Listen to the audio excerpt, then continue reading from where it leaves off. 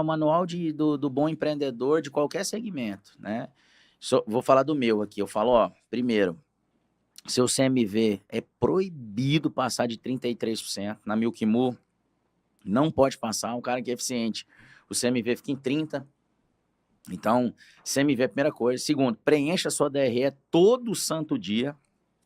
Não tem desculpa. Gastou alguma coisa, pagou algum boleto, vai lá e coloca na... Comprei um Clips, 15 centavos, Clips, outros, põe lá.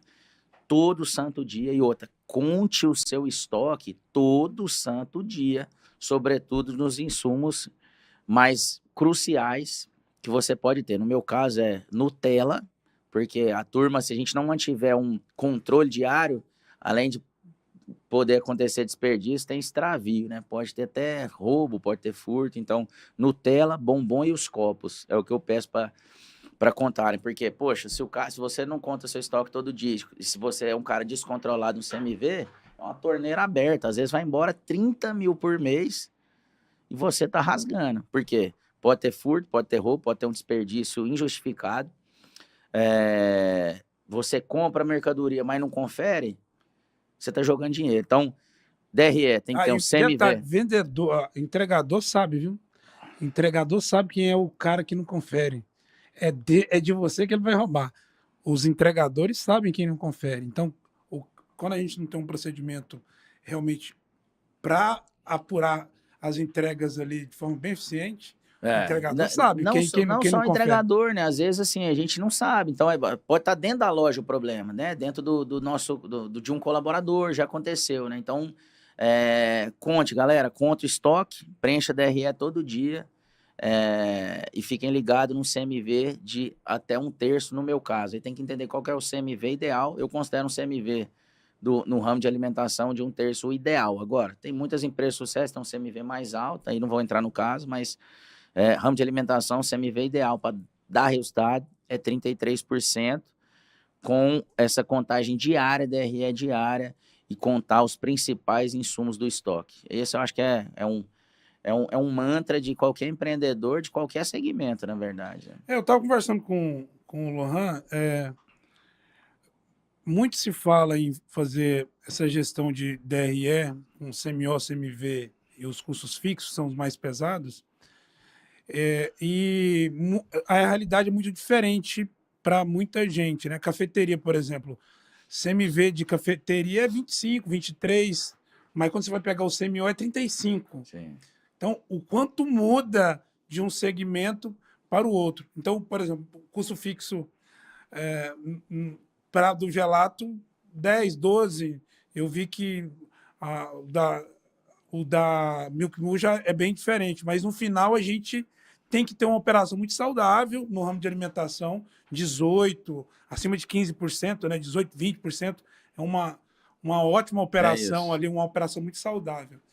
Então eu considero... 20% no varejo é o objetivo, acho que geral, né? Uma Todo coisa mundo, que fura muito a bolha, é difícil de encontrar. Milk Moo, ano passado, a gente teve uma rentabilidade média na rede inteira de 18% para 19% na rede inteira, né? E a gente tem algumas moscas brancas que dão 30% no ano, né? Mas, enfim, Porto de Galinhas, a gente bomba, as lojas do Rio Grande do Sul, Ceará, a gente é muito forte, São Paulo, hoje 1/3 da companhia está em São Paulo, mais de 250 lojas só no estado de São Paulo, que é o nosso maior estado hoje, por aí vai.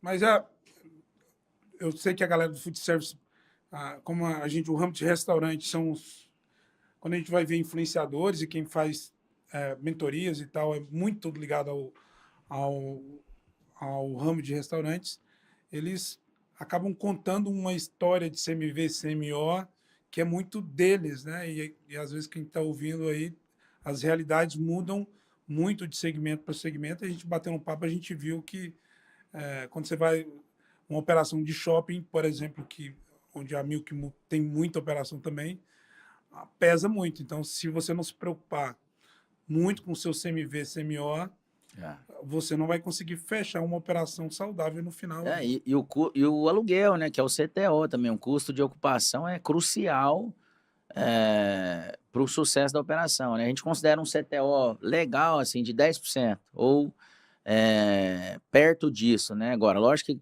que um CTO de um shopping, às vezes, pô, você vai pagar 20 mil num boleto, mas você pode vender 160, não é 10%, é um pouco mais, mas ainda assim, quando você fura muito essa venda média, minha venda média hoje é em torno de 100 mil, 95 mil por loja, é, o aluguel, galera, quando você for abrir, preocupe-se com o preço do aluguel. E às vezes nem sempre o preço do aluguel significa que esse ponto, às vezes dependendo do ponto, o aluguel é um pouco mais alto, mas num ponto que você estima faturar mais, é mais importante. Nem sempre o melhor aluguel é o mais barato também, né? Então, é uma conta que precisa de uma certa ciência. Hoje, dentro da companhia, só para a gente matar um pouco essa questão de aluguel, a gente tem uma senioridade muito parruda do nosso time comercial.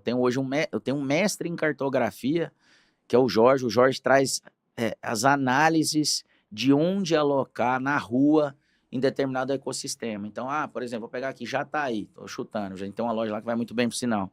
Jataí, ó, a zona quente de Jataí para alocação da loja é aqui. Eu tenho um broker, que é o Mário, tem o Jorge, que é o geógrafo, o Mário, que é um broker. Então, a gente traz a ciência para a alocação das lojas de rua. E ainda tem um broker, que é o Mário, que vai atrás de imóveis naquela zona quente para a gente errar o mínimo possível.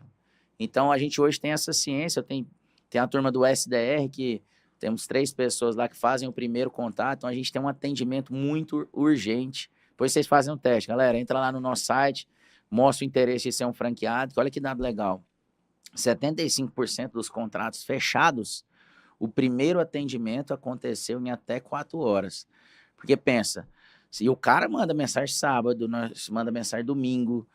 Hoje a gente tem até um assistente virtual depois das 18 até as 8 da manhã do dia subsequente, né? Que a gente responde com a maior agilidade possível, que isso era uma preocupação minha, que eu ficava doente. Outra, não podemos depender 100% nesses dias e horas, a segunda cedo, por exemplo, dessa agilidade ferrenha, né, de responder com muita agilidade. Às vezes o cara manda mensagem sábado, 10 horas da noite. Hoje a gente tem a Laila, que é a nossa assistente virtual, então, que responde e ficou muito com a nossa linguagem, e a gente tem o nosso time de primeiro atendimento para trazer o máximo de eficiência, de ser o mais responsível possível. A gente tem essa ciência geográfica da locação da loja de rua, e aí a gente calibra preço versus tamanho com localização dentro da companhia, junto que o Mário, que é quem lidera essa frente. Então, isso é a governança que eu te falei, a maturação, a senioridade, de sempre querer melhorar a vida do nosso franqueado. Então, ajudou bastante, viu?